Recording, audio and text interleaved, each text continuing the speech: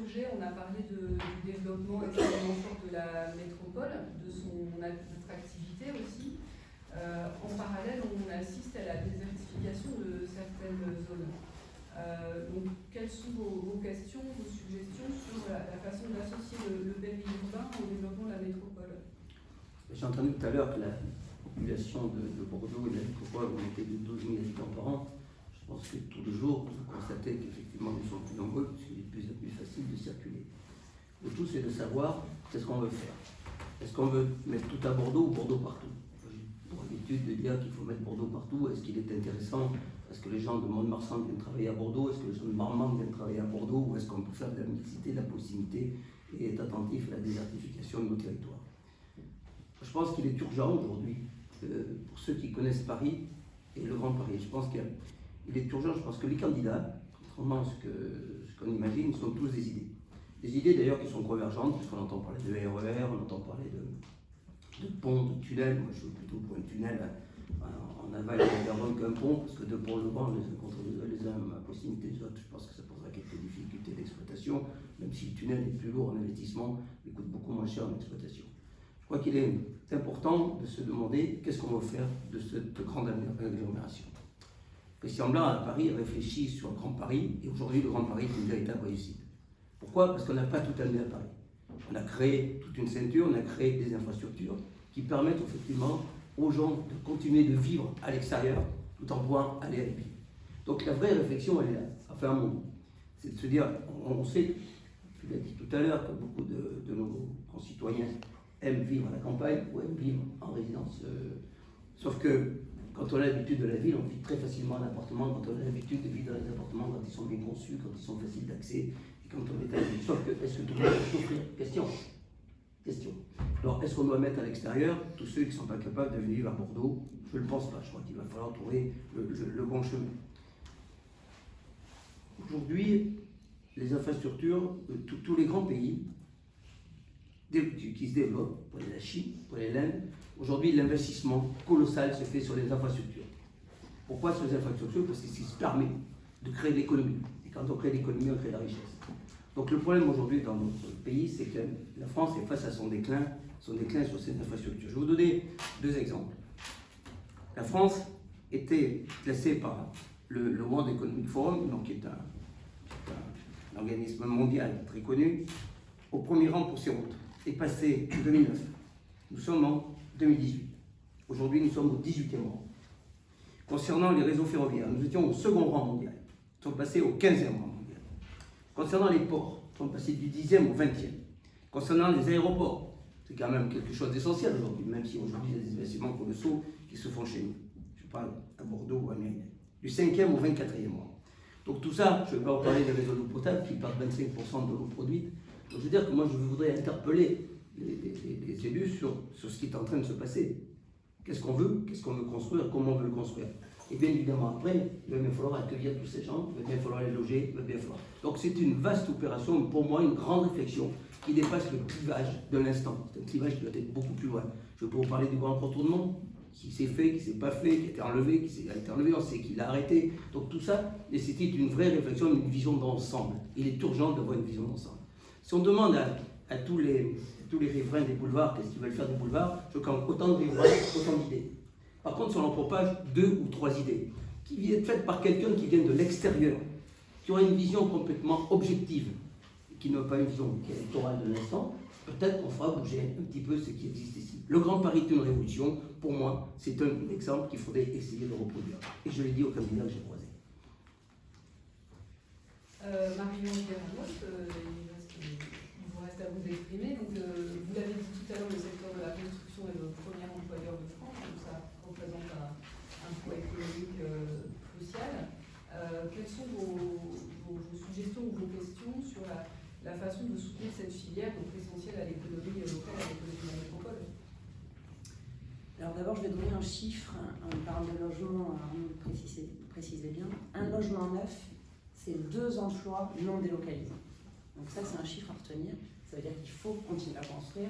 Et j'abonde encore une fois dans le sens de pardon. Soyons pragmatiques, on a 2 paradoxes. Il faut toujours construire plus. Donc il faut construire plus vite peu nous expliquer. Ensuite, je rejoins aussi, on parlait tout à l'heure de la circulation, il faut lutter aussi contre l'engorgement des voies de circulation. Donc dans les programmes de nos candidats, on parle du vélo et on parle des poids lourds sur la rocade. Trottinette. Alors les trottinettes, j'en parle pas, mais quelles mesures on va mettre pour faciliter le stationnement? Clairement, quand vous avez une entreprise, allez, on va dire de couverture qui vient faire un dépannage en plein centre-ville de Bordeaux, je vous laisse imaginer le bazar que ça peut être s'il doit prendre dans le tram son escabeau, sa caisse à outils, donc c'est juste pas possible. Donc aujourd'hui on a ce vrai paradoxe-là où, et je le dis souvent, je vous mets au défi à chacun dans la salle de trouver facilement un entrepreneur qui veut travailler absolument et qui se bat pour travailler sur Bordeaux Centre. Donc ce vrai paradoxe en fait entre il faut construire, on a envie de construire, les gens ont envie de venir sur Bordeaux, mais par ailleurs nous on ne peut pas circuler, on ne peut pas stationner et y accéder évidemment. Et on a donc cette histoire de réforme du stationnement avec le forfait post-stationnement. Tout ça, c'est juste... et tout ça en respectant l'environnement. Donc, vous le savez ou pas, mais en tout cas dans le bâtiment, dans les travaux publics ou ailleurs, on est les premiers à essayer de respecter un maximum l'environnement. Je comptais, nous recyclons 70% des matériaux hygiéniques. 70%. C'est la seule profession à faire cela. Bâtiment, et comme 70% des matériaux inertes sont recyclés. Je crois qu'on peut le dire, parce que les deux fédérations travaillent ensemble sur le sujet. Tu as raison. Donc la question, moi, elle est claire. On n'a pas de solution aujourd'hui. Nous, ce qu'on demande, c'est de travailler sur les mesures concrètes pour faciliter l'accès et le stationnement dans notre métropole. Un deuxième sujet qui nous touche particulièrement aussi, c'est l'apprentissage. On parle de construire, forcément, on a besoin de main-d'œuvre. L'apprentissage, il faut que ce soit marcelé, on le fait dans nos métiers. C'est pas une voie de garage, l'apprentissage, c'est une voie d'excellence. Aujourd'hui, notre CFA Blanquefort forme 1100 apprentis. C'est pas assez, mais c'est en train d'évoluer. Donc nous, ce qu'on demande aux candidats, c'est de bien vouloir, en un premier temps, alors bien évidemment nous soutenir dans l'apprentissage et intégrer l'apprentissage dans les clauses d'insertion des marchés publics. Je le martèle depuis à peu près 3 ans. Il faut que ce soit, ça permettra d'une part de privilégier les entreprises locales et de peut-être un peu supprimer la fraude au détachement qui nous guette de plus en plus. Un autre sujet qui est assez rapproché concerne les baisses de coûts de construction. Donc, tu en parlais Arnaud également, tout le monde le sait autour de la table, il ne faut pas que ce soit la construction, donc nos métiers, qui soit la variable d'ajustement du prix de la construction. Là, il faut qu'on arrête, on y travaille, et j'en suis ravie parce qu'on y travaille tous ensemble autour de la table. On est là pour faire de langue de bois, c'est la vérité, on s'entend bien, c'est peut-être pas pareil partout, mais en tout cas en Gironde et en Nouvelle-Aquitaine, ça se passe comme ça. On a un sujet qui est important également, qui est la partie du domaine public. Vous le savez, quand on fait un chantier, soit on peut se mettre dans l'enceinte du chantier, soit on ne peut pas, et auquel cas on est obligé d'utiliser une partie du domaine public. Ça coûte. On n'a pas le choix, on est bien obligé quand on installe une grue, quand on installe une base vie, quand on installe une benne pour recycler ensuite nos produits. Donc l'autre sujet concerne les tarifs justement de ces droits d'accès de voirie. Et j'interpelle les candidats sur le fait de mettre en place un prix raisonnable fixé à l'année. Et un autre sujet aussi sur notamment les marchés publics, quand on est sur un marché qui est sur une année sur l'autre, qu'on arrive à trouver un montant pour qu'on ne se retrouve pas à avoir, encore une fois, une variable d'ajustement que l'on prend en compte les uns et les autres, puisqu'ils ne sont jamais pris dans le marché d'origine. Voilà, j'ai à peu près fait le tour. Avant de passer à vos questions, j'ai juste peut-être celui qui veut répondre. Une dernière question. Vous êtes effectivement des acteurs de la ville, mais quel rôle est-ce que vous voulez jouer en tant qu'acteur auprès des candidats? Est-ce que vous voulez travailler avec, pour être un outil? Est-ce que vous travaillez pour les citoyens. On travaille pour les citoyens, dit Christian, effectivement. Alors, pour ce qui concerne le travail de notre interprofession avec les candidats aujourd'hui et les élus demain, on a constaté une volonté, malgré tout, de discuter ensemble et de monter des projets pour essayer d'améliorer. Je crois que le constat de ce qui ne fonctionne pas est partagé par l'ensemble des élus et des organisations professionnelles. Et à partir de ce moment-là, on se rend compte depuis quelques années, et encore plus depuis quelques mois, que nous sommes interrogés, que nous sommes interpellés, et qu'il y a la volonté, notamment par exemple en matière de politique de logement, d'évolution de la réglementation, notamment du PLU, où nous sommes associés de plus en plus, et c'est une très bonne chose, parce que nous sommes considérés aujourd'hui comme les acteurs de la fabrication de la ville. Nous sommes ceux qui pratiquent les règlements d'urbanisme, notamment qui font la ville au quotidien.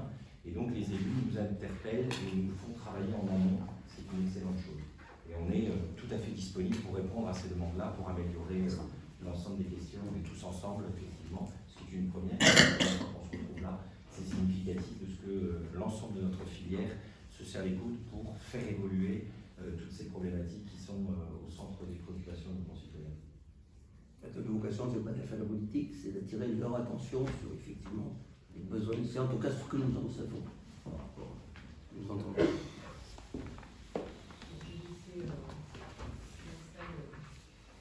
Continuez à vous interroger. Bonjour, Simon Barthélemy, 89 Bordeaux. Deux questions sur le zéro artificialisation. Vous l'avez mentionné en évoquant donc l'objectif national qui doit se mettre en place petit à petit. Est-ce que ça signifie que pour vous, du coup, le fait de l'appliquer localement n'a pas d'intérêt?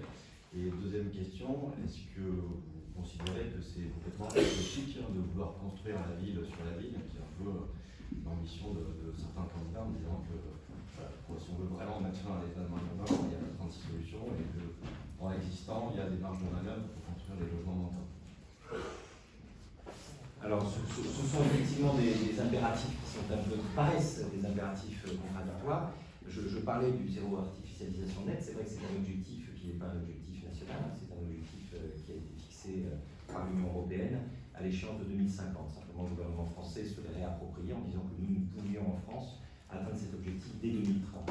Donc ça se traduit très concrètement, vous l'avez vu, Madame la préfète, lors de ses vœux en ce début d'année, a repris une circulaire du gouvernement de juillet 2019 en expliquant qu'effectivement, sur l'ensemble du territoire de Nouvelle-Aquitaine, qui est le mauvais élève en quelque sorte des régions françaises, puisque c'est la région qui a le plus artificialisé ces dernières années, eh bien il y aurait une politique extrêmement stricte de zéro artificialisation nette avec des possibilités de compensation, mais dans l'idée, le modèle effectivement du périurbain qui ne concerne pas que le logement, qui concerne les équipements, qui concerne les zones d'activité commerciale, on a bien senti que le gouvernement aujourd'hui voulait mettre un terme à cette politique-là. Alors ce que nous en pensons, nous sommes assez circonspects. Je pense qu'on ne peut pas être sur le zéro artificialisation nette dans des délais aussi courts, et qu'on doit bien évidemment accompagner ce mouvement qui est un mouvement que tout le monde partage peu ou prou au niveau de sa philosophie, c'est-à-dire qu'on est obligé de respecter la biodiversité, on est obligé d'éviter cet étalement urbain. Donc la solution, à partir du moment où nous sommes une région attractive, c'est, comme vous l'avez dit, de construire la ville sur la ville. Alors construire la ville sur la ville, nous sommes tout à fait partisans de le faire, sans délaisser encore une fois certains territoires périphériques qui doivent être accompagnés dans un autre développement. Mais pour ce qui concerne la construction de la ville sur la ville, je pense qu'il va falloir créer et faire émerger un modèle bordelais. Parce que lorsqu'on veut créer la ville sur la ville, lorsqu'on veut de l'intensité et de la densité, on va devoir sortir, je le dis très simplement, tout le monde en est conscient, sortir du modèle de l'échoppe. On ne peut pas construire une ville dense en considérant que sur les axes de transport notamment, du R+1 ou du R+2 est suffisant pour accueillir les populations qui doivent venir s'installer et qui arrivent de toute façon naturellement. Donc oui à la reconstruction, bien évidemment, mais en étant ambitieux, parce que lorsqu'on hypothèque un foncier, on l'hypothèque pour 2 générations. Donc il est important de se poser les bonnes questions. Il n'est pas question de créer Manhattan au centre de Bordeaux, mais en revanche, il va falloir réfléchir tous ensemble à de nouvelles formes architecturales, à des bâtiments qui soient plus désirables. On l'a dit, les Français ont comme modèle immobilier la maison avec jardin. Je crois que ce modèle, il a un peu vécu et que l'on doit, nous, c'est notre responsabilité collective, repenser la ville, repenser les formes architecturales en créant notamment des espaces publics de meilleure qualité, en intégrant la nature, en créant des îlots de fraîcheur. Voilà toutes les obligations que nous avons et on s'est tous mis au travail pour essayer de créer ce modèle bordelais, mais qui sera nécessairement plus haut, il faut que tout le monde l'accepte. Malheureusement, les gens, lorsqu'ils sont installés sur le territoire, ont tendance à fermer la porte et à considérer qu'on ne doit plus accueillir de nouveaux habitants.